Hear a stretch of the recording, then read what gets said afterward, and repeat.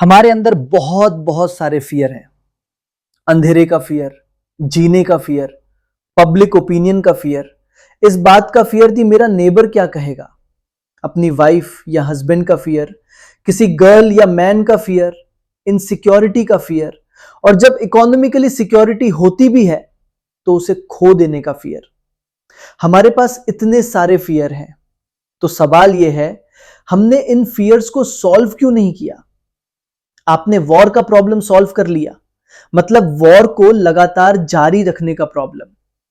आपने अपना ब्रेन पूरी तरह लगा दिया वॉर की प्रिपरेशन में। दुनिया भर के बड़े बड़े जनरल्स एक तरफ, दूसरी तरफ, हजारों तरफ, सब वॉर की तैयारी में लगे हैं। प्लान्स, सबमरीन्स, एयरप्लेन्स, सब कुछ उन्होंने अपना ब्रेन एक्सरसाइज किया और वो सब बना डाला। तो फिर वही ब्रेन जिसने वॉर के लिए इतना सब कर लिया, इंसान के भीतर मौजूद इस इनॉर्मस फियर को समझने में क्यों नहीं लगाया गया, जो फियर इंसान के भीतर शुरुआत से मौजूद है। क्यों? मतलब आप और मैं और स्पीकर इस सवाल में सीरियसली क्यों नहीं गए, जैसे हम सीरियस हो जाते हैं जब हमें भूख लगती है, जब हम एम्बिशियस होते हैं, जब हमें और पैसा चाहिए होता है, उस समय हम पूरी मेहनत करते हैं। तो फिर फियर के सवाल में हमने सीरियसनेस क्यों नहीं दिखाई।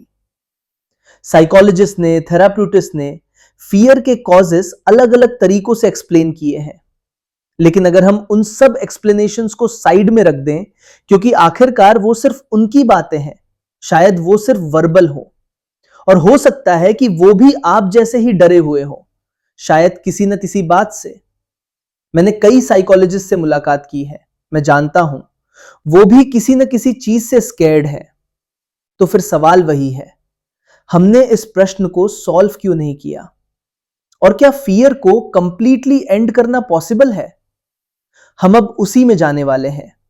इसमें सिर्फ फीलिंग्स या इमोशंस नहीं, अपना ब्रेन भी पूरी तरह लगाइए।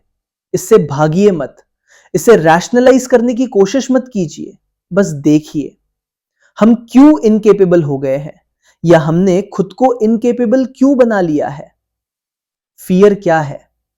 जब फियर होता है तो आप जानते हैं उसका नेचर क्या होता है, कैसे वो थ्रॉब्स करता है, कैसे आपका फिजिकल ऑर्गेनिज्म सिकुड़ जाता है, कैसे आपका ब्रेन कंफ्यूज्ड, एडल्ट, लगभग पैरालाइज्ड हो जाता है। आप ये सब जानते हैं, है ना? क्या मैं कोई एबनॉर्मल चीज डिस्क्राइब कर रहा हूं?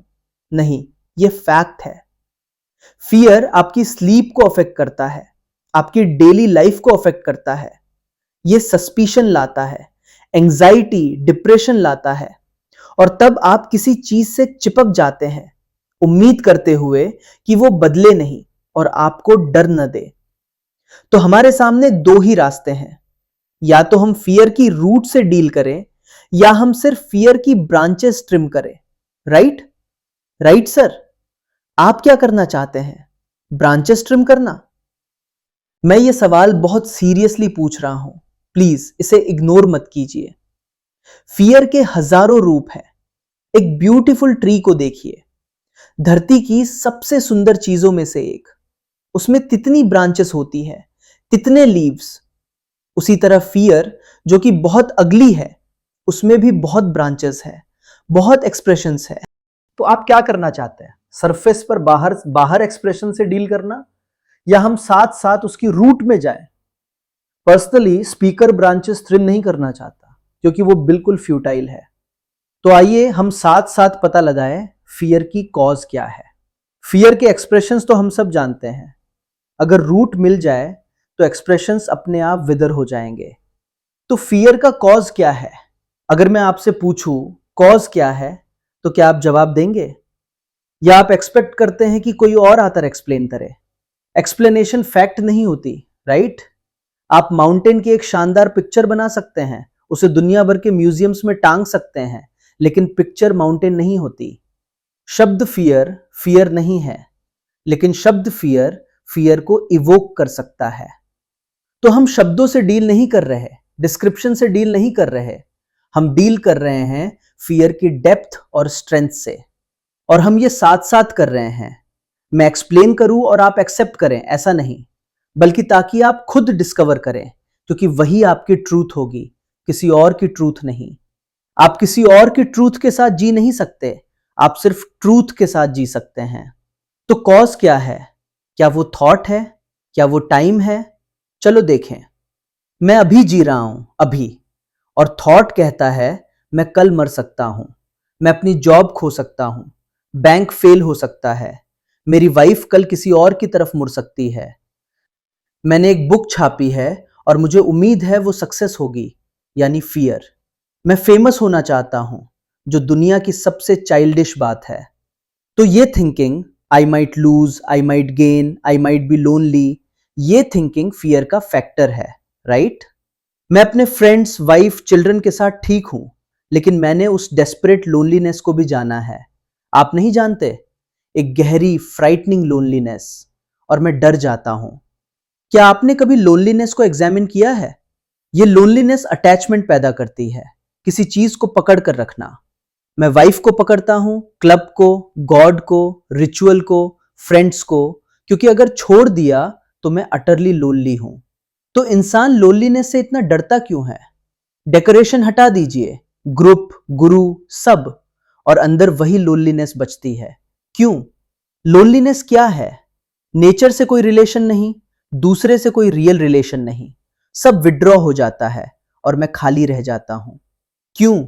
एक्सप्लेनेशन फैक्ट नहीं है, वर्ड थिंग नहीं है। अगर ये क्लियर हो जाए कि वर्ड थिंग नहीं है, माई वाइफ, माई हस्बैंड, ये शब्द रियलिटी नहीं है, तो बिना शब्द के देखिए, लोनली शब्द के बिना। लोनलीनेस तब पैदा होती है जब पूरी जिंदगी सेल्फ सेंटर्डनेस में बीतती है। सेल्फ सेंटर्ड एक्टिविटी ही लोनलीनेस पैदा करती है, और अगर आप उसके साथ पूरी तरह रहें, भागे नहीं, तो रेडिकल चेंज आता है। तो वापस फियर पर आते हैं। थॉट एक कॉज है, टाइम भी एक कॉज है। थॉट और टाइम अलग नहीं है, थॉट ही टाइम है। फिजिकल लेवल पर थॉट और टाइम जरूरी हैं, कार चलाने के लिए, बस पकड़ने के लिए, लेकिन साइकोलॉजिकल लेवल पर, सेल्फ के वर्ल्ड में, क्या थॉट और टाइम जरूरी है? अगर आप देखते हैं कि थॉट और टाइम फियर की रूट हैं और ये परसेप्शन है, बिलीफ नहीं, तो ब्रेन वॉच करने लगता है हर मिनट। ये रियल डिसिप्लिन है, ये लर्निंग है। ब्रेन खुद को देखता रहता है ताकि फियर एंटर न करे। और अंत में जब फियर से फ्रीडम होती है, तो आपको गॉड्स नहीं चाहिए, कुछ नहीं चाहिए। तब आप सच में फ्री मैन होते हैं।